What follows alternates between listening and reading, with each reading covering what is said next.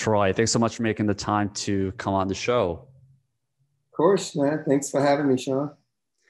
Yeah, I was very excited to have you on. Of course, as I was going through the typical research. Fascinating story, by the way. I've of course seen you in Shark Tank. I've seen your the stories before, but the details of the upcoming story that you've had is fascinating. I'm going to start with the high school rap group. Two as the number, too many. First off, I mean, who came up with the name? Like, what was the story behind there? And talk to me a little about reliving back those experiences.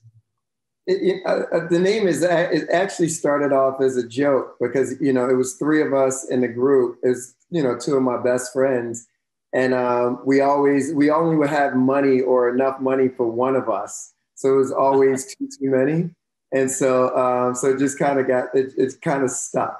So we called ourselves too many. Interesting. I mean, those were the struggles back in the high school days, right? So were you guys performing in local city clubs or bars? I mean, this is high school though, right? So you can't even Yeah, get we into. were way too young to perform in bars or like anywhere professionally, but it would be Mhm. like the local YMCA and little house parties. And we come from a place like Philly had a really good DJ culture and dance culture. Of So course. it would be a house party, every weekend, So we used to just make our way through. And most of those things was, people just would pick up the mics and kind of go at that point. So, but nothing formal, no tours.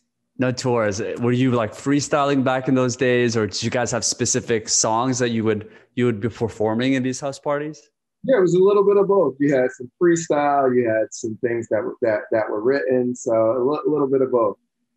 Amazing. Wow. And then you got eventually discovered by Will Smith. That was kind of this first moment of kind of getting into more deeper into the music world. What's the story behind there of how that happened?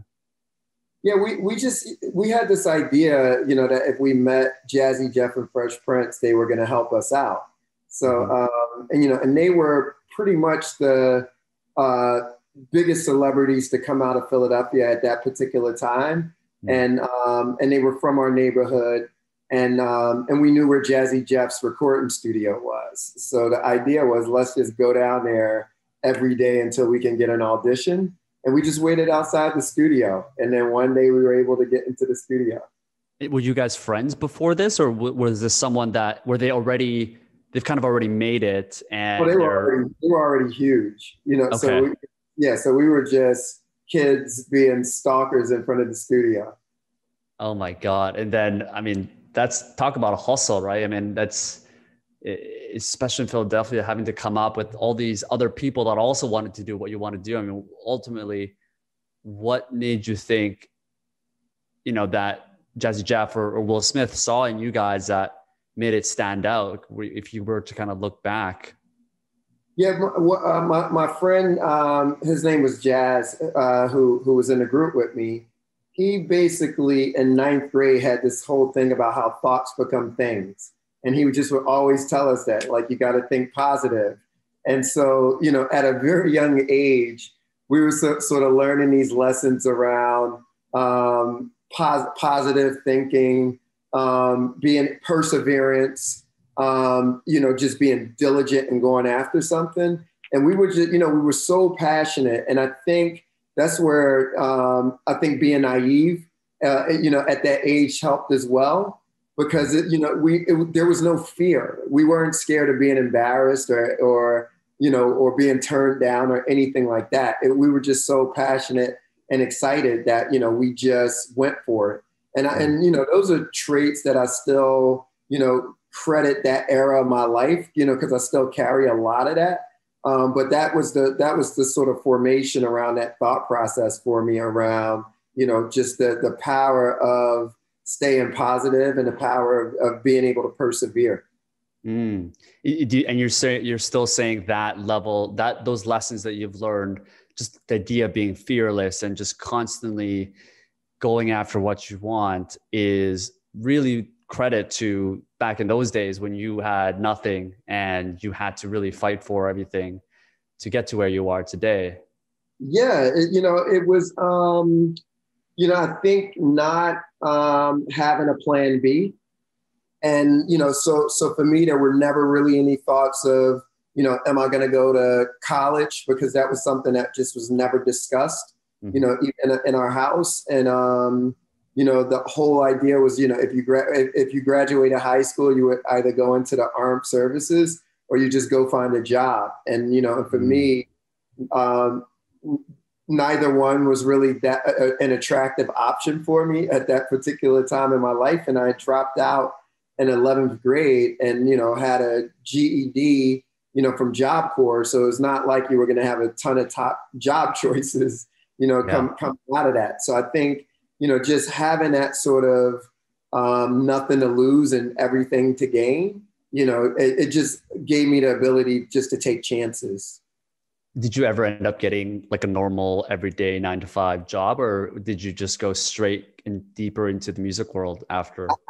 I had a bunch of jobs as a teenager. Like, I worked at McDonald's, I worked at Burger King.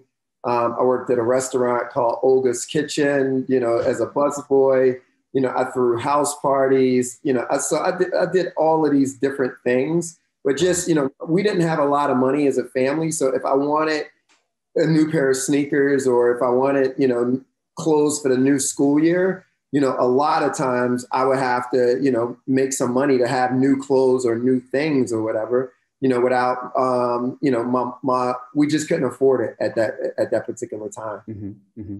And growing up, because I know your dad was a big influence on you, and you talk a lot about how his resilience and being able to pick his life back up after he got out of prison was a big influence in terms of, how you see life and the situations that you go through. Was he around at that time when you were young? Yeah, what was interesting when I was, my dad went to prison when I was about 6 or 7 years old. And, but prior to that, he was a social worker and very active in our lives. Although him and my mom were divorced, he was really active in our lives. And then one day I sort of woke up and he wasn't there. And what I later found out was him and my stepmother's brother got into a fight, and he used a gun, and he ended up killing his brother-in-law. And it taught me lessons around consequences, number one, and how one bad night could change your life. This is a guy who had 3 sons and was a veteran and served his country and was a social worker, and and lost his head that night, and ended up doing almost 13 years in jail. Wow. And when he came home, he couldn't get a job at first, because of the circumstances. He ended up finally, becoming a driver for a woman who lived out in the suburbs, and he did that for a few years. And but during that time period, he tried to become a social worker again, and because of his his record, they wouldn't allow him.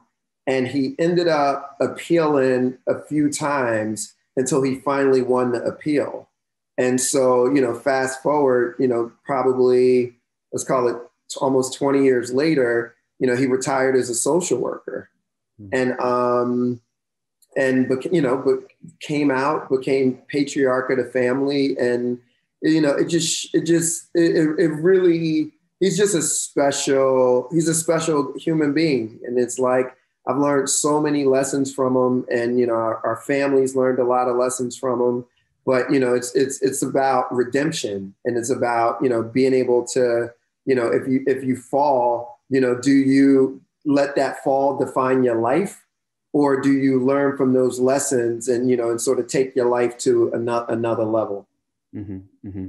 So that was the main lesson you feel that you've learned from his story, is just the ability to come back from probably some of the worst points of, that someone can really go through, because, you know, on top of, you know, the unfair probably stereotypes around, you know, in society, you're also dealing with the criminal record and stuff, and it's just obstacle after obstacle, but he still was able to, you know, bounce back in the end. And I'm sure that was a big role model for you. Yeah, it's like, you know, not letting circumstances define you, and not not defining yourself by way of circumstances.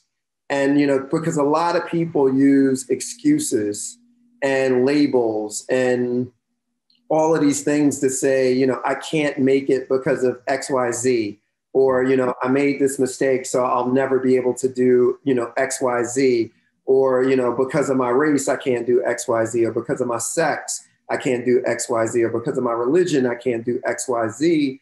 And for me, like, just when you're dealt the hand that I was dealt, or you deal yourself the hand that I've dealt myself, or even that, you know, in that particular instance, my dad had dealt himself, you know, can you come back from it? And so, you know, this is a thing that, you know, I just live by it. Yeah, it's always a good reminder, right? I mean, obviously there is still injustice and unfair stereotypes where certain people have, you know, an upper hand in many parts of careers and jobs and other parts of life. But it's always a good reminder to see that people before us, generations before us, dealt with much worse and much bigger crutches. Absolutely, Sean. And, you know, so like for me, you know, like when bias is very real. Systemic racism is very real.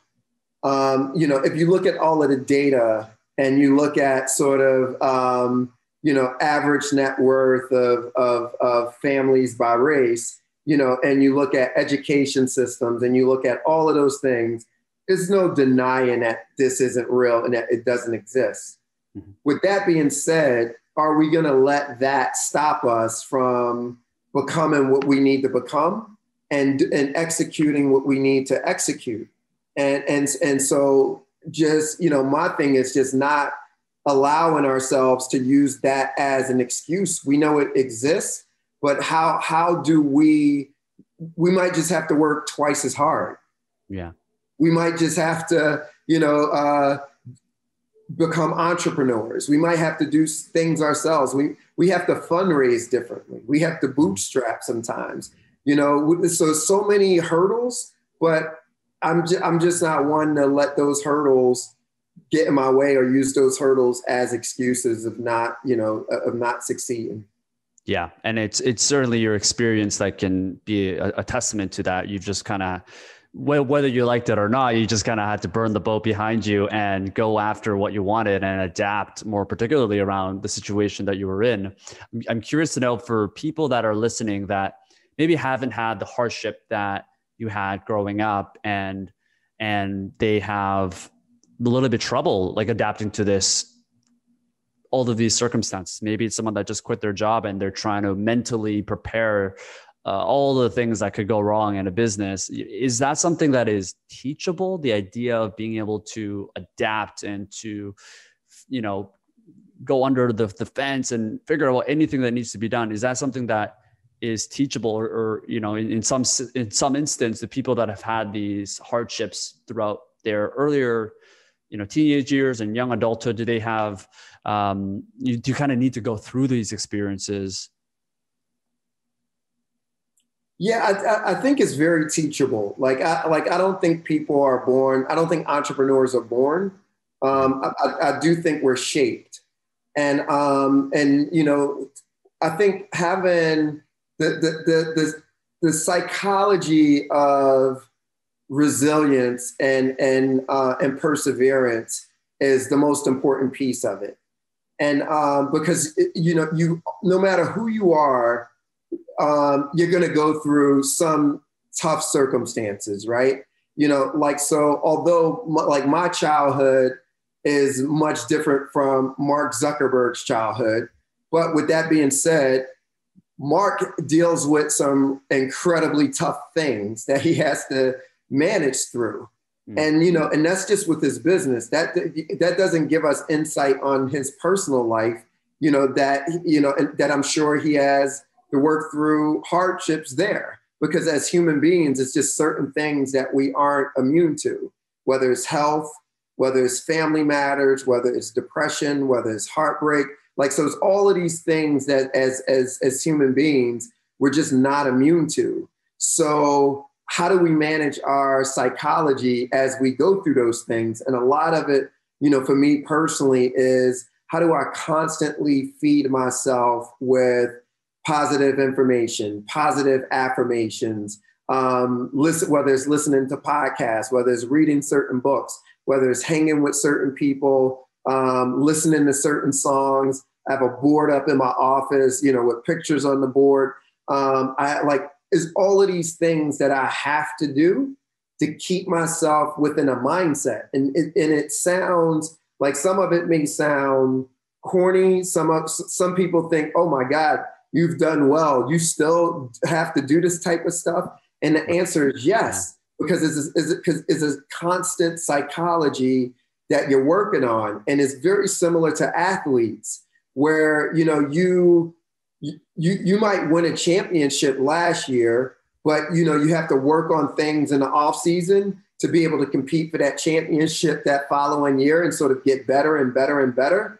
But the psychology of being on that court and making those foul shots and understanding what's going to happen on that court before it happens is like, and telling yourself that you're the best, telling yourself that you're supposed to be on, you're supposed to have a seat at the table, so, because we'll get into our own self-doubt and we'll talk to ourselves worse than our worst enemy would talk to us. Yeah. Yeah. And particularly for, I think you nailed it. I mean, there's always different levels, right? There's a level that you want, maybe you've reached a certain level, but you want to go to that next level. And that requires a rethinking of your strategy, of your mentality, and maybe you're going against tougher competition, and there's never an ending process, right? So I love that you're able to remind people that are listening that it's not this thing that you just can kind of turn on whenever you want, and that you don't have to continue to work on. You have to go back to the fundamentals, the foundations that brought you there. Yeah, I have an article from Wall Street Journal that I framed that's in my gym. And the title of the article is How LeBron James Became Steph Curry. And so it's from about 3 years ago. And what had happened was when Steph Curry and Clay and that whole idea around the Splash Brothers and Golden State Warriors, they started winning championships. And the three-point shot had just become ubiquitous with Golden State Warriors. So in order to beat the Warriors, you were going to have to start making, you were going to have to become a three-point team. And LeBron James wasn't really known as a perimeter shooter. So in order for him to compete and to get championships again, he had to change his entire game. He had to become, so all of a sudden, you're a little bit older, your body has to readjust, so you have to play a little bit different, and you have to learn a three-point shot to end up winning a championship. And what I started thinking about was he probably had to make a lot of bad shot attempts that he missed in order to start making shots at the end of the day. Right. And so you got to be embarrassed. You got to be willing to put yourself out there, and you got to be willing to almost have a beginner's mindset in order to change your game. And so when I saw that article, I just put it up because I'm like, that's the mindset that I have. I have to live within that mindset, because in the music industry, things are constantly changing. Am I staying ahead of those changes? And tech, where I do a lot of early stage tech investing, technology changes. Am I ahead of that curve as well? And so so just thinking about it that way and constantly keeping it on my mind. I just need those constant visual cues in my life, so that whether it's an article I hang, whether it's a screensaver for my computer, whether it's a whiteboard in my office, I need those visual cues outside of just, trying to remember certain things. Yeah. Yeah. And I'm totally there with you. And the context of the next question that I'm about to ask is probably not 100% analogous to what you mentioned, but I can imagine someone listening to this where, if they were to hear this, they could also think in their heads where the common phrase that people talk about when it comes to strategy and adaptation is don't fix what's not broken. And, how would you answer someone that asks that question where there's, perhaps certain examples of people that have fixed whatever that was kind of working, but, in the end, it didn't work out for them, perhaps, let's say. What would your, I guess, advice be for those people that have fear of making changes and adapting because they've always been told don't fix what's broken? I think that's a statement of complacency when people think about, if it's not broken, don't fix it, because somebody will break it for you. And so that's when companies get a little too comfortable in their market position. And all of a sudden you have, a startup who comes and changes the entire business and you can't catch up. But that goes for personal growth as well. So, if you're not constantly iterating on yourself, you're actually going backwards. So there's no neutral there. It's like if you're not growing, you're dying essentially. Right. So because there's always people that's growing, there's always people that's trying to learn faster, learn new things. So I think I just wouldn't look at it as it has to be, because once it's broken, that means you're too late. That means you're too late. Yeah. You're playing catch up to fix versus that constant iteration. Yeah, love it. I don't know if it's personal, but do you have a personal process that you could share that you go through when you're trying to, and I'm sure this depends on the situation, but whenever maybe you have doubts or when you're trying to think a different way or you're trying to think positive, is there a certain system or process that has worked for you that perhaps other people can also experiment, whether it's a quote that you always go back to, or maybe a chapter of a book that you always listen to, or a vision board that you refer to?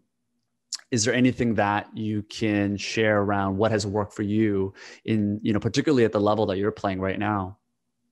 Yeah, it all kind of depends on, particular circumstances, but it's definitely books that I go back to. I'm not a religious person, but like Psalms 27, in the Bible is one of my favorite verses to read. And like, like, to me, it's like just that positive reinforcement of things. And meditation works a lot for me, but just like to be very, very specific, the people that are around me is very important to me, and from a mindset perspective. Yeah. And because when I need to get into a certain space, I can't have negative people around me. And I'm very vocal about it when I talk to people, because as you're trying to figure things out, you don't want people killing ideas before they're born. And you don't want people who are just pessimists. And there's a line of walking where you don't want just yes men around you, of people who are just going to tell you what you want to hear, but you do want people who are going to feed your soul and put that battery in your back. And like my partner, my co-founder Susie, is incredibly great at that. Like, so where she knows how to put the battery in my back, and I know how to put the battery in her back. And so when you have that, it just gives you a certain level of confidence and positivity to be able to spread throughout your organization. But if you have, whether it's at home or work or within your friend group, people who tell you every reason why something can't happen, that's the wrong energy. And it's like, and it's almost like sowing seeds and dead soil. You know, it's like you want people around you who are going to help feed the ideas, help. If something doesn't sound right, they're going to say, hey, have you thought about it this way? Or add ideas, or or hey, maybe you should talk to XYZ about this because they probably can even make that idea you said even better. So it's just that sort of positive energy to keep around you, because otherwise, you know, you'll drown it. They'll add to the self-doubt.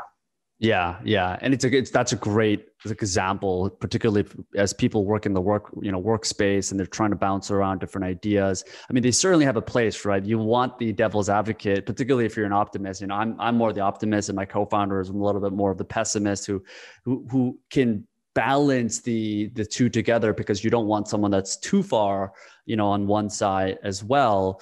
But it's a good point that you want, initially, particularly as you build the fire and fuel it, you want to get the right people on board. And it seems like what you're saying is you're vocal about the people that are not part of that inner circle initially. How do you communicate that? And I think this relates to filtering, you know, the group of friends that you're in or the people that you hang out with. You always are approached, I'm sure, by artists and founders. You know, how do you vocally communicate the process of being clear and maybe saying no for now in a way that doesn't put people off? Because I'm sure you've had much training from this process.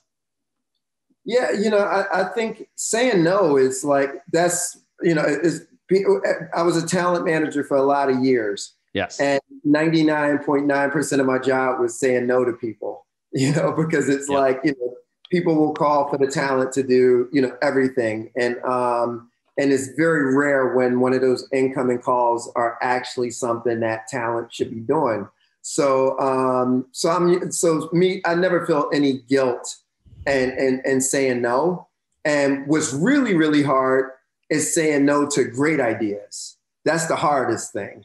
And can you elaborate on that? Because, you know, when you have a lot of choices and a lot of them end up being great choices, the hardest thing is to stay focused and say no to things that sound really good, or things that might be great opportunities, or opportunities to collaborate with somebody that might be incredible, but your mission might be A, and this is the way that, you know, you should be going. Because all of a sudden you get these really interesting choices that you can make. And that goes for entrepreneurs, artists, and, you know, anybody who might be, you know, sort of in demand. So that's the hardest part, is saying no to the really good things. How do you have that process put in place so that you're able to, you know, remain diligent, particularly as an investor and as a CEO and a co-founder, as the leader amongst your company? Is there a particular one? I mean, for me, like, that's very simple one is one of the authors I love is Derek Sivers, and he has a blog post called Hell Yes or No, which is like, if it's not a hell yes, whether it's someone that you want to hire, or it's a place you want to live, or if it's someone you want to date, make that a framework and say no otherwise. I think this is particularly helpful for people that have trouble saying no. And that's more on the other side. Like, you really want to train yourself to make sure it's 99% or no. But for you, where you probably have thousands of different things, opportunities and stuff coming at you, how have you built the framework or process to make those decisions? Yeah. I don't know if I necessarily buy into the hell yes or no. Interesting. Okay. Uber was not, when I invested in Uber, that wasn't a hell yes. That was, okay, this sounds interesting. That's probably 85% of the investments that I made that worked weren't hell yeses. They were, you know, this seems really interesting. Let's see if this works. And so, because you don't, sometimes the information is absent that would get you to the point of saying, hell yes. So, every once in a while, there are opportunities that come along that, if somebody's, if it's an incredible pre-IPO company that like, of course, is like, hell yes, I'm going to invest in that. Or if it's a terrible company, it's easy to say no. But, right. Sort of seed series A, it may not be enough information there to get you to hell yes. So sometimes you just have to just go with your gut, have, reasonable enthusiasm or some level of conviction, but it's not always as black and white as all in or all out for me, at least. Yeah. I think particularly in the field of investing, that probably won't apply. The idea that if your neighbors are asking about whether you use this app, it's probably too late to invest or to even get involved, right? Yeah.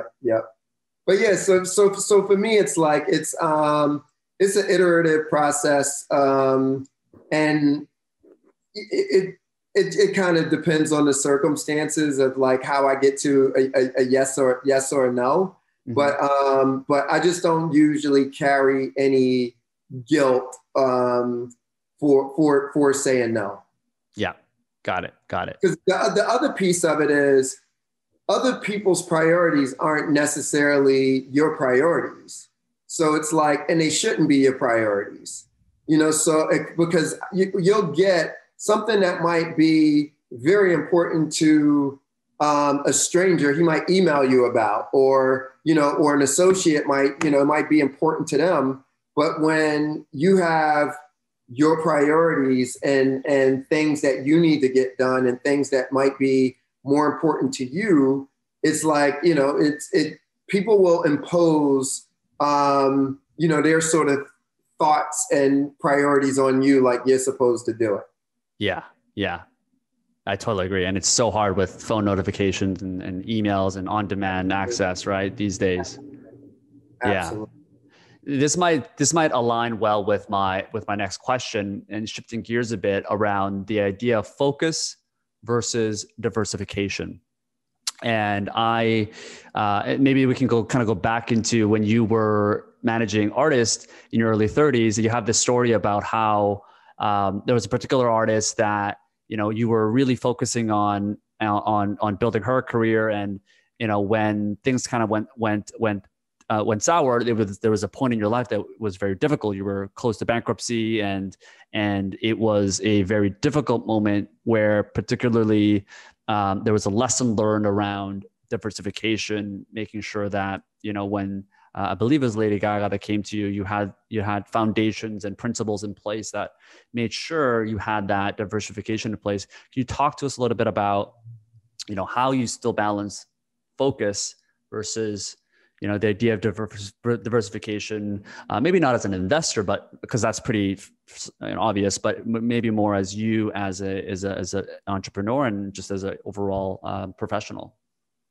Yeah, I think what I would do is kind of put them in two buckets, right? So I think the diversification that I was primarily speaking of in that interview was really around the financial diversification, because my sort of income was dependent on this sort of one area. And I even think sometimes with your own business, even if you have a successful business, some of the most successful entrepreneurs diversify their own personal holdings. So when we see Bezos or Bill Gates, selling stock and having different, ventures and family office and things along those lines, you basically want to have diversification there. I'm a firm believer in like being able to have an incredible amount of domain expertise. So I believe in focus around domain expertise, and it's focus until you have an extreme amount of domain expertise. So like when I was managing Eve, for the first 2 years, I want to say, she was my primary client. And it's like, it was, sort of all in because I was really just learning the management business. So, it was like this deep dive and down this rabbit hole and sort of by her side every day.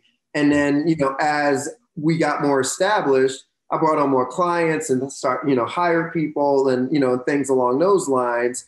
And then as I learned and sort of mastered the music industry and started moving into tech, I did a super deep dive and spent, probably a year and a half, almost 2 or 3 days a week in Silicon Valley, really understanding the culture, the people, the language. It's not like you just can invest. It's like people stop thinking of me as an outsider, and it was like I became a part of a family and a culture.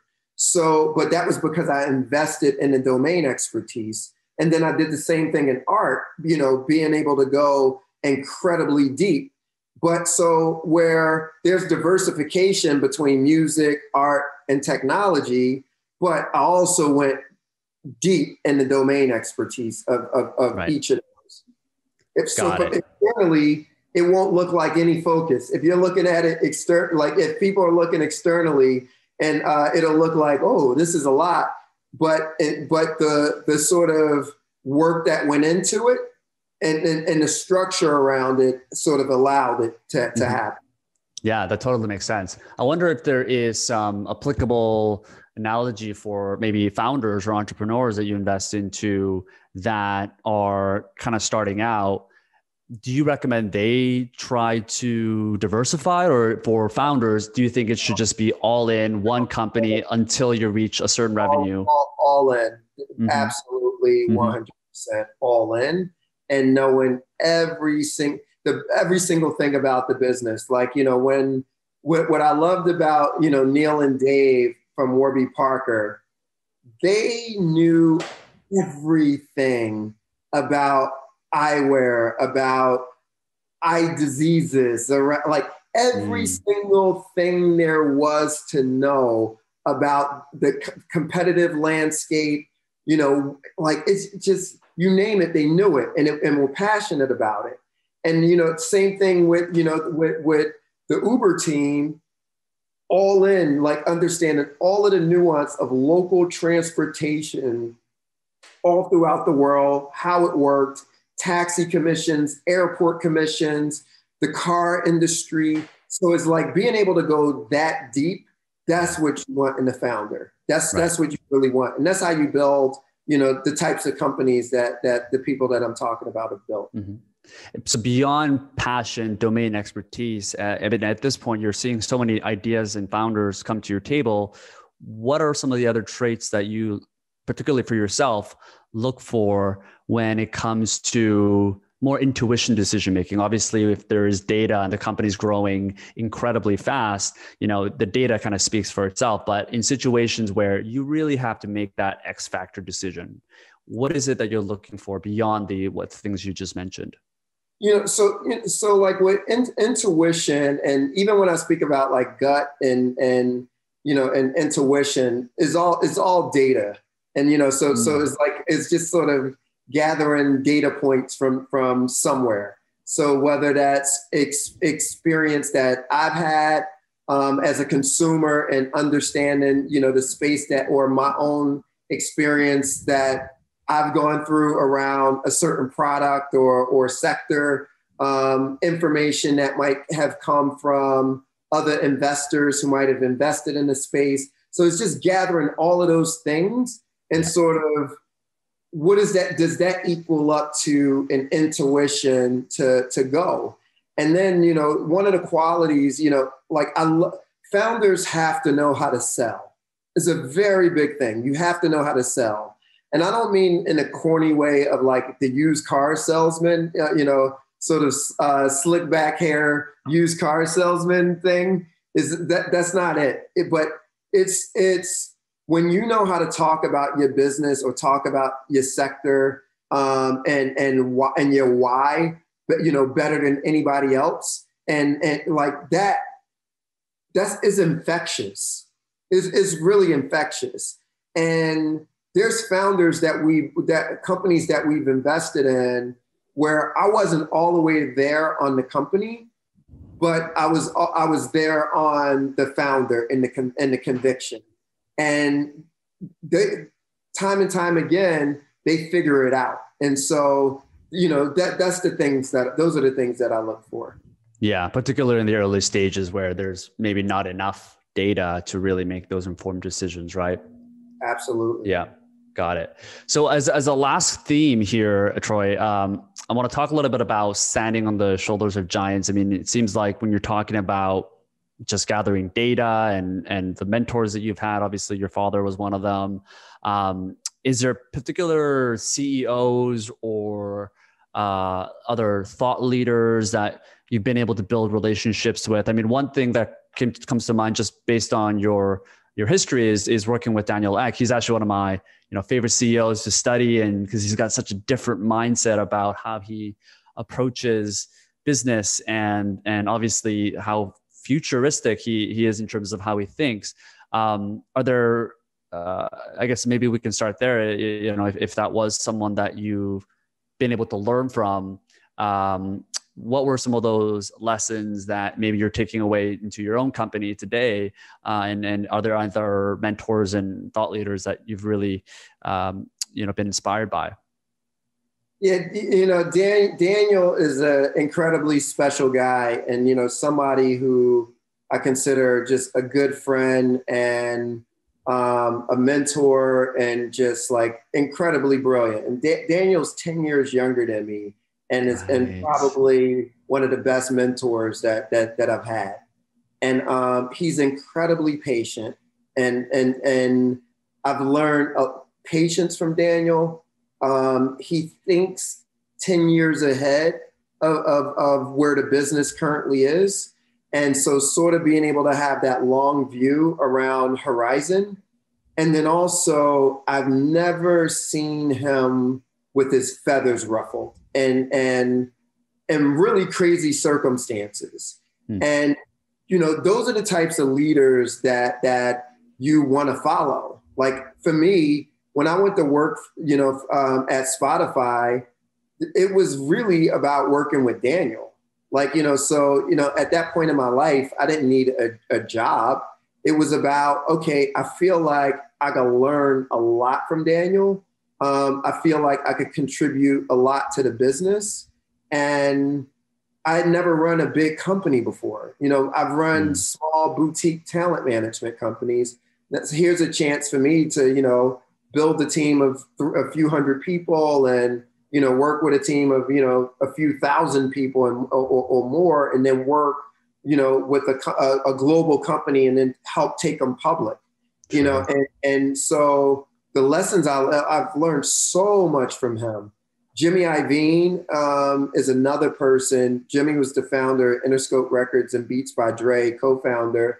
And Jimmy's been a mentor for me for over 20 years and has helped me out in my personal life with things, helped me figure out how to be a better executive, how to just refine some of my rough edges, coming from, just school of hard knocks into, okay, you're playing on a bigger stage now. Like, sure. You got to level up and grow up. And he gave me a lot of great lessons, and, I love Jimmy dearly. And then, JayZ, somebody else who has been a friend for a long time and just incredibly wise and has given me just great advice and just has been there as a brother, like just somebody and Jay Brown, who's his partner, is somebody else. So like, guys that I just feel like have helped me out tremendously. Is there a particular lesson you've learned from JayZ or Jimmy Ivy that you could share? I think Jimmy's is, as one great lesson was, Troy, as long as the cat is bigger than the shit, you keep the cat.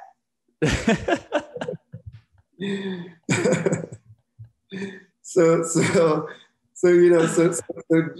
that, and that's just classic Jimmy. But, it's just about, sometimes you got to persevere through certain things and put up with certain things until you don't have to put up with it anymore, and so that was, Jimmy's way of like, hang in there. It'll get better and you won't have to deal with, the stuff that you're dealing with today.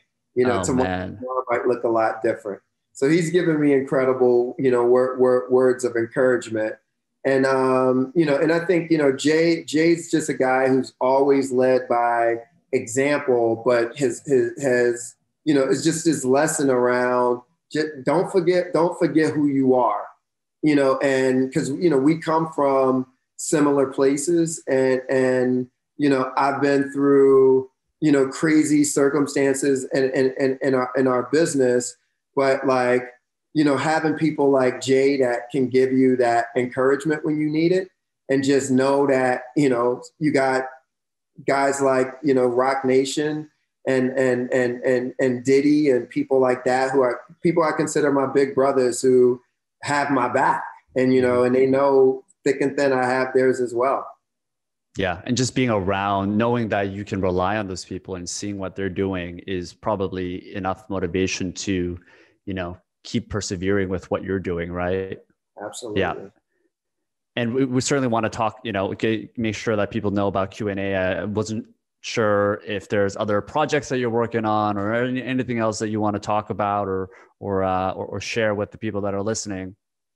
No, I think this is great. I was definitely, a fan after listening to your podcast. And so I'm not promoting anything. I'm amazing. I'm here to engage in a conversation. And, I think that, talking to you has been great. And I think it's, encouraging a lot of entrepreneurs who need that encouragement.